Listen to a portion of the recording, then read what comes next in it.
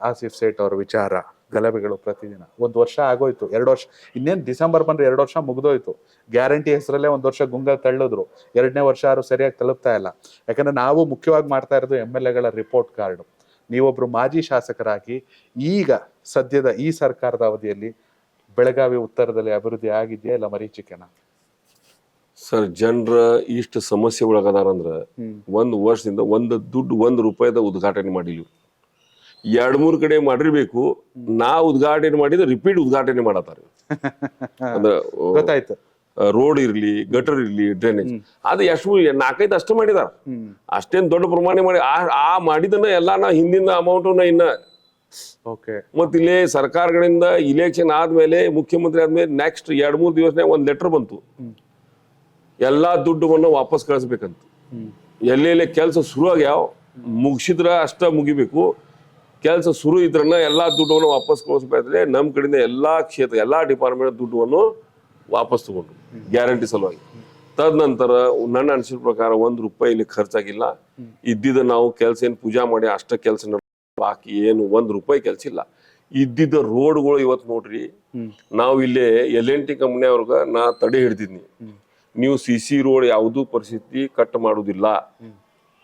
ಆದ್ರೆ ಇವತ್ತು ಅವ್ರ ಮೇಲೆ ಯಾರ್ದು ಕಂಟ್ರೋಲ್ ಇಲ್ಲ, ಇವನ್ MLA ಅವ್ರದ್ದು ಕಂಟ್ರೋಲ್ ಇಲ್ಲ.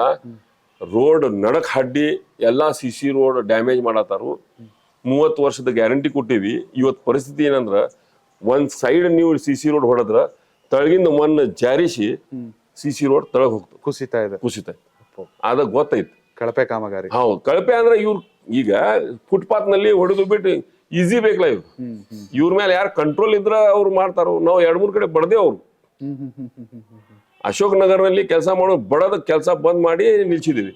ಈಗ ಅದ ರೋಡ್ ಹೋಗಿ ನೋಡ್ರಿ, ಇವತ್ತು ಪೂರಾ ಹಾಡ್ಬಿಟ್ಟ. CC ರೋಡ್ ರೀ, ನೀವು ಬಾಜುಕ್ ಫುಟ್ಪಾತ್ ಅದ, ಅದು ಬಾಜುಕ್ ಮತ್ ಸರ್ಕಾರಿ ಲ್ಯಾಂಡ್ ಅದ, ಅದು ಬಿಡ್ತಾರು. ಈಸಿ ಬೇಕು ಇವ್ರು. ಹೌದು, ಈಸಿ ಹಡ್ಡುದು ಹೋಗೋದು, ದುಡ್ಡು ತಗೊಂಡು ಹೋಗುದು. ಇದ್ರ ಮೇಲೆ ಕಂಟ್ರೋಲ್ ಯಾರ್ದು ಇರಬೇಕು?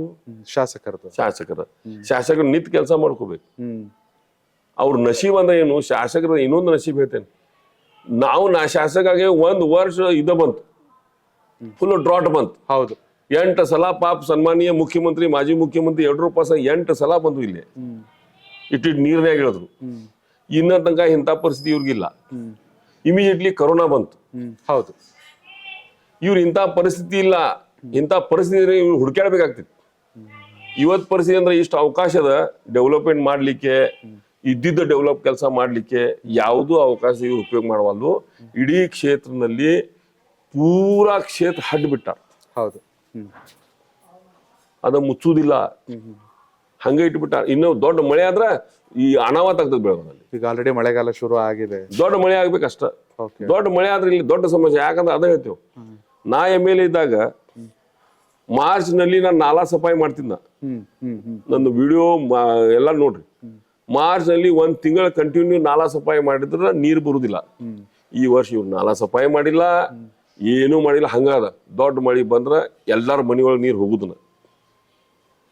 ವೀಕ್ಷಕರೇ, ನೀವು ಕೂಡ ಈ ಸಂದರ್ಶನವನ್ನು ನೋಡ್ತಿದ್ರೆ ದಯವಿಟ್ಟು ಕಾಮೆಂಟ್ ಮೂಲಕ ತಿಳಿಸಿ. ಎಸ್ಪೆಷಲಿ ಬೆಳಗಾವಿ ಉತ್ತರ ಕ್ಷೇತ್ರದ ಮತದಾರರು ನಿಮ್ಮ ಶಾಸಕರ ಕೆಲಸದ ಬಗ್ಗೆ, ಅಂದರೆ ಹಾಲಿ ಶಾಸಕರ ಕೆಲಸದ ಬಗ್ಗೆ, ಹಾಗೆ ನೀವು ಬದಲಾವಣೆ ಬಯಸ್ತೀರಾ ಅಂದರೆ ನಿಮ್ಮ ಶಾಸಕರು ಯಾರಾಗಬೇಕು ಮುಂದೆ ಅಂತ. ಯಾಕಂದರೆ ಚುನಾವಣೆ ದೂರ ಅಂತೂ ಖಂಡಿತವಾಗ್ಲೂ ಇಲ್ಲ.